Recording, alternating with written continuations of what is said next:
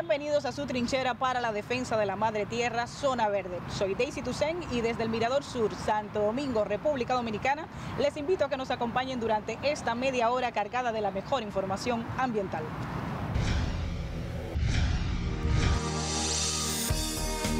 La madre naturaleza tiene un inmenso poder.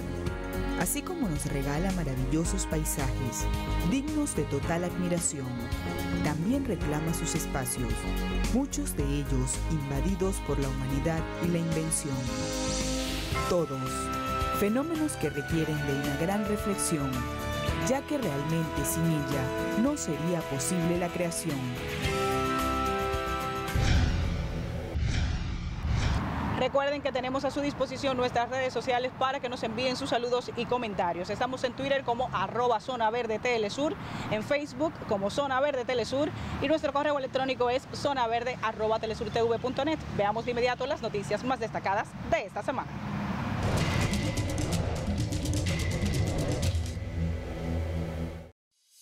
En un bosque en el sur de Chile, protegido de incendios y la tala que diezmaron a la especie, un gigantesco árbol de alerce, conocido como el Gran Abuelo, ha sobrevivido miles de años. El árbol, de 28 metros de altura y 4 de diámetro, tiene más de 5.000 años y está en proceso de ser certificado como el más viejo del planeta. Superaría así al pino Matusalén de Estados Unidos, que con 4.850 años es considerado actualmente el más anciano del mundo.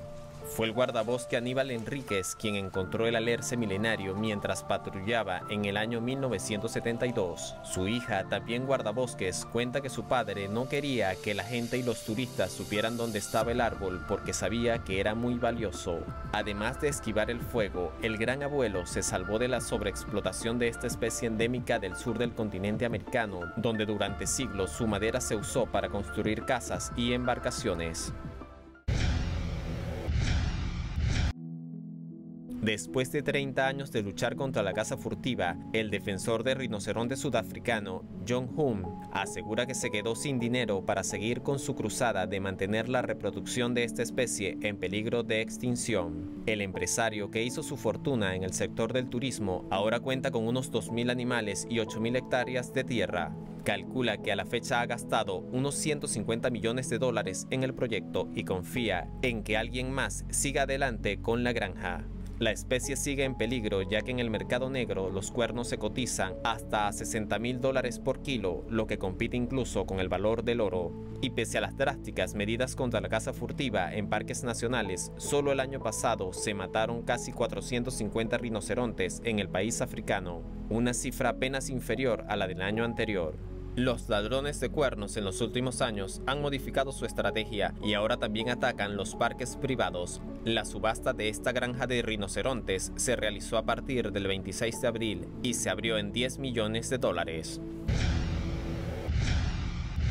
Un prístino arrecife de coral fue descubierto en la reserva marina del archipiélago ecuatoriano de Galápagos, lo que según autoridades del Parque Nacional Galápagos resulta excepcional para esa área protegida. El arrecife se ubica entre los 400 y 600 metros de profundidad y fue hallado por una expedición científica en la que participa la ONG Fundación Charles Darwin. Se ubica en la cima de un monte submarino no cartografiado en la parte central de Galápagos, cuya estructura tiene más del 50% de coral vivo. El frágil ecosistema de Galápagos forma parte del patrimonio natural de la humanidad y cuenta con un área marina protegida de 198.000 kilómetros cuadrados que alberga a más de 30 especies de tiburones. Según expertos, solo se ha explorado menos del 5% de las aguas abiertas de la reserva, por lo que es posible que haya más arrecifes de coral prístinos.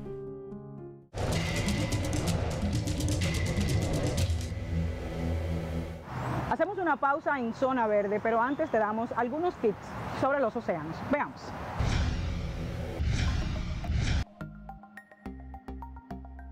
Algunos tips sobre los océanos.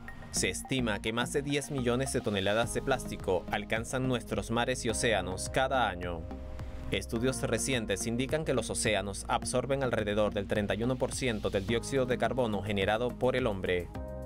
Proyecciones actuales indican que solo menos del 3,6% de los océanos constituyen áreas marinas protegidas.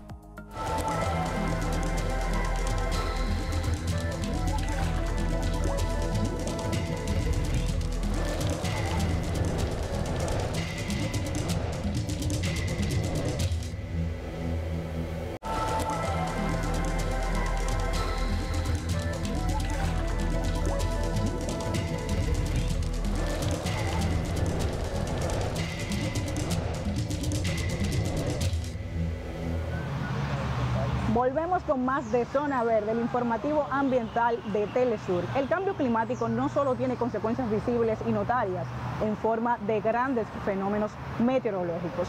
Algunos cambios tienen el potencial de cambiar drásticamente los patrones culturales del hombre.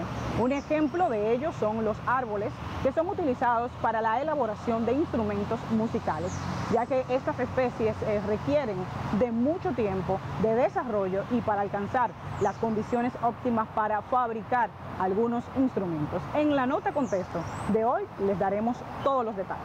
Veamos. A medida que avanza el cambio climático, los ecosistemas del mundo van padeciendo los efectos de temperaturas cada vez más elevadas. Los bosques son especialmente sensibles y por lo tanto se ven afectados los recursos que provienen de ellos, como la madera utilizada para la elaboración de instrumentos musicales. Jamais de ma vie, en 40 ans de forestier, j'ai jamais vu autant d'arbres secs. Vous voyez les branches, toutes les branches qui sont sèches là, tout ce qui est rouge à l'intérieur de l'arbre, c'est des aiguilles qui vont tomber parce que l'arbre a sélectionné ses aiguilles. Il a dit à un moment donné, je ne pourrai pas tout garder. El bosque de Rizú se extiende sobre la frontera entre Francia y Suiza, en las montañas del Jura. Los abetos de cientos de años han sido utilizados tradicionalmente para elaborar guitarras, violines y otros instrumentos. Pero actualmente el calentamiento global, que ya se ubica en 1.1 grados centígrados sobre los niveles preindustriales, amenaza con la supervivencia de este bosque y su uso para las futuras generaciones. Los responsables de su cuidado se muestran preocupados ante esta realidad. Le réchauffement climatique qui est la problématique. La température moyenne annuelle, quand je suis arrivé ici à la vallée de Joux il y a 30 ans en arrière, on avait une température moyenne annuelle de 5 à 6 degrés. Et maintenant, on est largement au-dessus, quoi.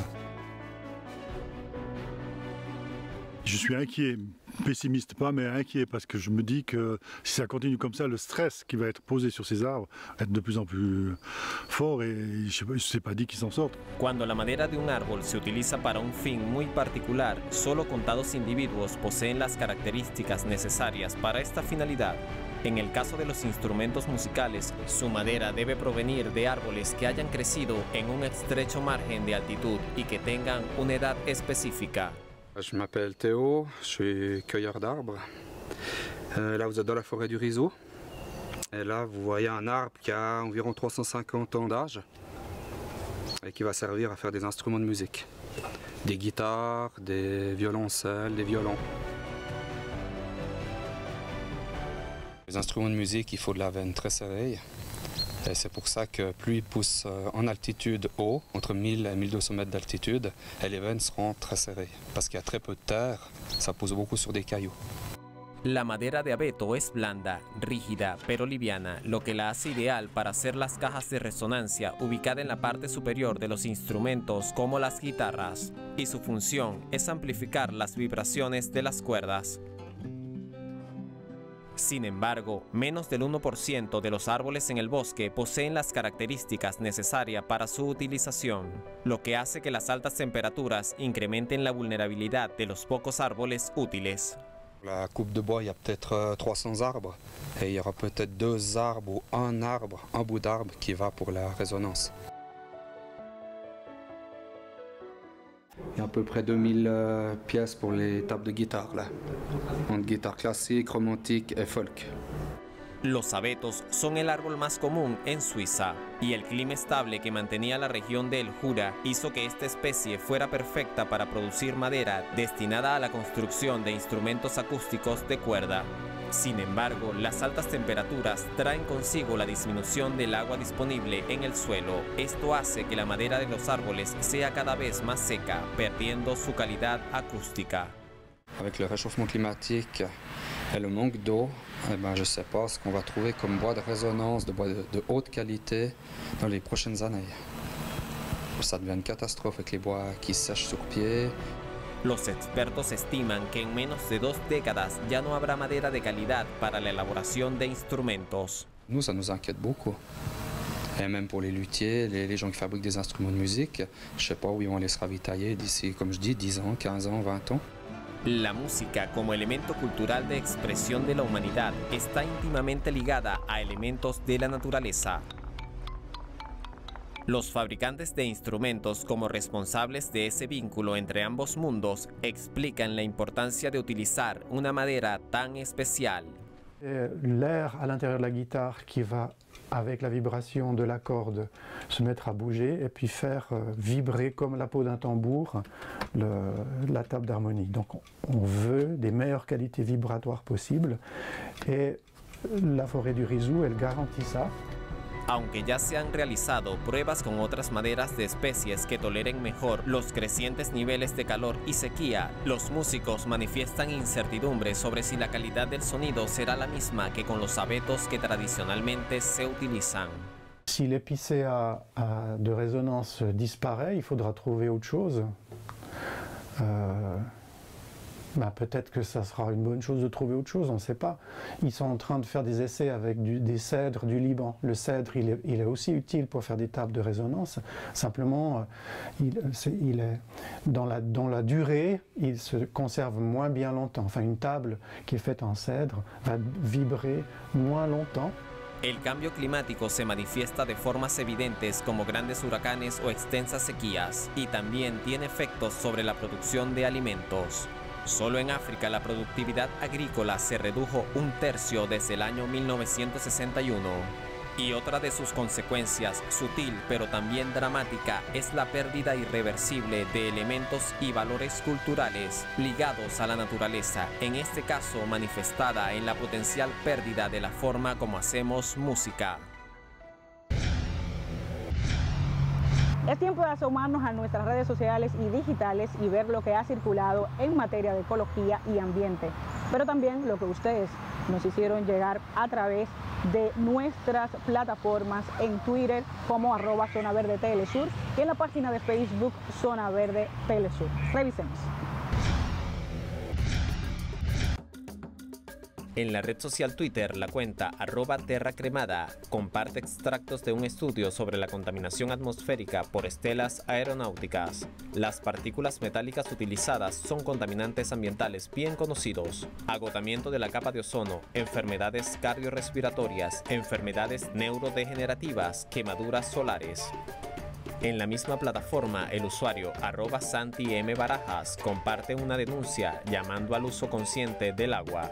En España hay 430 campos de golf que consumen un volumen de agua equivalente al de 4 millones de personas. Solo debería permitirse el riego de campos de golf con agua residual reciclada, pues las aguas superficiales y subterráneas se necesitan para usos ambientales y sociales.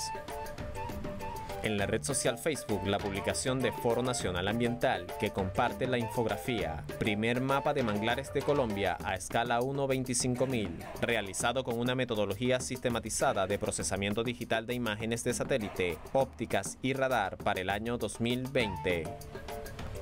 En tanto, la cuenta de Comunidad Biológica comparte una curiosidad sobre los camarones. Los camarones son crustáceos que viven en el agua dulce o salada y que tienen un sistema sexual muy peculiar. Muchos de ellos son hermafroditas protántricos, es decir, que nacen siendo machos y cambian de sexo a hembras cuando alcanzan la madurez. Gracias por escribirnos, es muy reconfortante para todo el equipo de Zona Verde recibir sus saludos y comentarios. Quédense con nosotros porque al regreso les contaremos sobre cómo en Brasil fue celebrado el Día de los Pueblos Indígenas. Pero antes les compartiremos algunos detalles sobre el Día Mundial del Atún. Ya volvemos.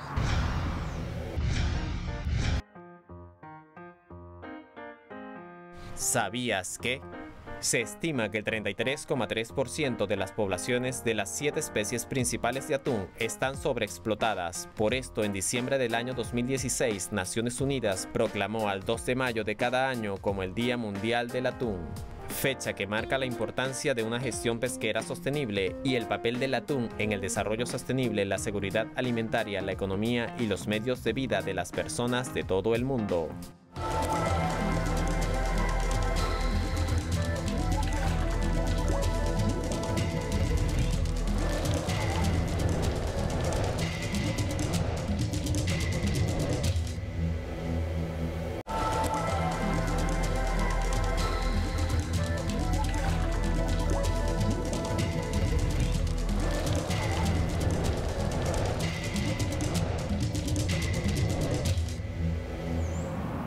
Regresamos con más de Zona Verde. El pasado 19 de abril, Brasil celebró el Día de los Pueblos Indígenas.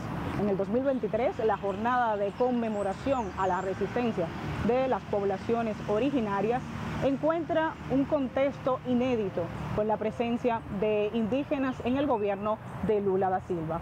Desde Minas Gerais, Ignacio Lemus y Julia Nassif nos cuentan los detalles en el siguiente informe. Brasil cuenta con más de 1.600.000 indígenas de cerca de 300 pueblos, que hoy son guardianes de los pocos resquicios de flora y fauna en el planeta. Poblaciones que aumentaron a pesar de ser víctimas de un histórico genocidio, hoy celebran el Día de los Pueblos Indígenas, una jornada donde se conmemora la resistencia. Teve massacre muito grande entre nossos parentes que resistiram à luta para poder a gente estar aqui hoje. Então, essa Dia dos Povos Indígenas para nós significa isso, né? Uma permanência na terra e uma resistência como povos indígenas. La aldea Ibirama, donde habitan indígenas de la etnia Quirirido-Acré, aguarda el traspaso del proceso de homologación de su territorio al gobierno federal. El Estado de Minas Gerais y la Fundación Nacional del Indio ya reconocieron al área indígena, pero aún falta el paso al Ejecutivo para que pueda ser demarcada. Do nosso Brasil, né, que era nossa terra, e hoje em dia a gente está mendigando por pedacinho de terra, né? Enquanto tem vários fazendeiros aí, ricos, milionários, que não tem, né, são 1.000 hectares, se fala de milhões de hectares de terra, né? Onde foi que acharam essa terra toda, né? Enquanto nós, povos indígenas, fica lutando por pedacinho de terra para a gente sobreviver. Então, a demarcação da terra indígena para o povo indígena é papel muy significante y una sensación de deber cumplido. La salida de Jair Bolsonaro de la presidencia y el reascenso de un gobierno que por primera vez posee un Ministerio de los Pueblos Indígenas marca un nuevo ciclo para la lucha de quienes aguardan la demarcación territorial. É, nossa expectativa, né? Porque hoje nós temos uma ministra, né, indígena, né? Nós temos um secretário indígena, nós temos um presidente da FUNAI que é indígena, né? Então hoje as FUNAI dos estados, também os indígenas que estão assumindo, né? Então para nós é uma vantagem, né? Porque eles têm o nosso conhecimento já das bases, né? Então quando coloca uma pessoa que não tem um conhecimento de índio, então é difícil, e eles já têm um conhecimento, então para nós é o mais provável que vai ser bem melhor. El planeta pone los ojos en la protección de las florestas brasileñas y los pueblos indígenas se encuentran en la línea de frente. Las comunidades exigen que el gobierno avance con velocidad en la demarcación de sus tierras. Mientras tanto, a través de su identidad y cultura, refuerzan la permanencia territorial. Ignacio Lemus y Julia Nassif para Telesur.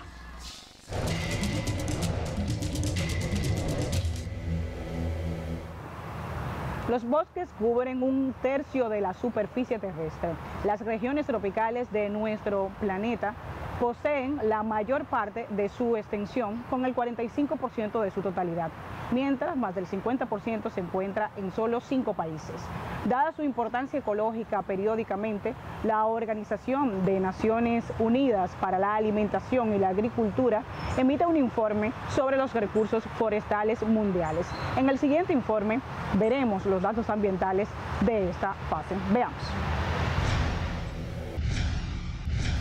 La Agenda 2030 de Desarrollo Sostenible es un instrumento internacional que ha permitido a las naciones medir su grado de avance en determinadas áreas de la salud humana, el desarrollo económico y la conservación ambiental.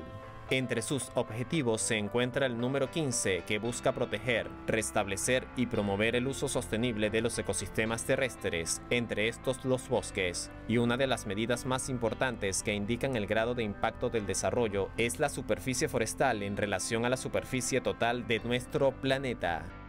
El último informe de esta materia da cuenta de las pérdidas de bosques en las últimas décadas. Así, desde el año 1990, nuestro planeta ha perdido 178 millones de hectáreas de bosques, una superficie equivalente a Libia. Sin embargo, la tasa anual a la cual desaparecen los bosques ha disminuido. mientras para el periodo de 1990 al año 2000 se perdieron 7,8 millones de hectáreas por año. Desde el 2000 al 2010 se contabilizó una reducción anual de 5,2 millones de hectáreas, y para el último periodo evaluado del año 2010 al 2020, la tasa disminuyó aún más, hasta ubicarse en 4,7 millones de hectáreas. A pesar de esta reducción en la pérdida de los bosques globales, la deforestación total sigue siendo alarmante y es uno de los grandes factores que amenaza la supervivencia futura de las especies en estos hábitats.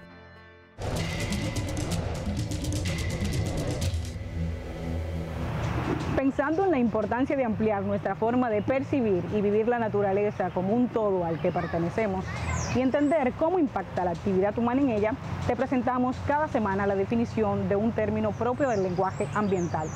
Hoy nos referimos al vocablo abetos.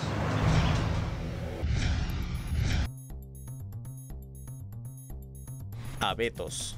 Los abetos son árboles pertenecientes a la familia de las pináceas, coníferas que pueden alcanzar entre 20 y 50 metros de altura. Son originarias de las regiones montañosas de Europa, de hojas perennes y que se desarrollan principalmente en parajes frescos.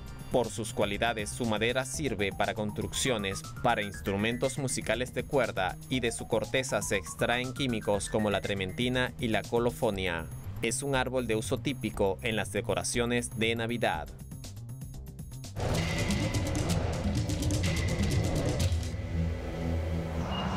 Antes de finalizar nuestra edición de Zona Verde de esta semana, conoceremos un área protegida que es un destino concurrido para practicar esquí y otros deportes sobre nieve. Y nos estamos refiriendo al Parque Nacional Vanoise, en Francia, ubicado en el departamento de Saboya. Es un ejemplo de espacio de conservación logrado gracias a la lucha de los grupos ambientalistas. En el destino verde de esta semana los invitamos a caminar por las hermosas nieves de los Alpes franceses. Veamos. El Parque Nacional de la Vanoise fue creado en el año de 1963 como el primer parque nacional francés, gracias a las acciones de protestas del movimiento ecologista contra un proyecto turístico planificado en esta región francesa. Posee una extensión de 528 kilómetros cuadrados y se encuentra ubicado en el departamento de Saboya, región de Ródano-Alpes. El territorio del parque se encuentra surcado por altas montañas y grandes valles con fácil acceso a las diversas colinas de comunicación. También dispone de un espacio de exploración que posee más de 400 kilómetros de senderos señalizados y habilitados para la excursión de familias. Además, cuenta con más de un centenar de cumbres que superan los 3.000 metros de altitud. En el corazón del parque sobreviven numerosos glaciares que atraviesan valles que se abren a amplios puertos de fácil acceso. Asimismo, la amplitud altitudinal y la posición del cruce climático contribuyen a la notable riqueza geológica, florística y faunística del macizo. El Parque Nacional de la Vanoise es una oportunidad para que pequeños y grandes puedan descubrir paisajes que dejan sin aliento y una biodiversidad excepcional. Así ponemos punto final al programa de hoy. Recuerde que puede contactarnos a través de las redes sociales que aparecen en pantalla. Y no olvide que al aplicar las 3 R, reducir, reutilizar y reciclar, usted puede hacer la diferencia en el cuidado del ambiente. Yo soy Daisy Toussaint y fue un placer acompañarles desde el Mirador Sur, Santo Domingo, República Dominicana. Será hasta la próxima.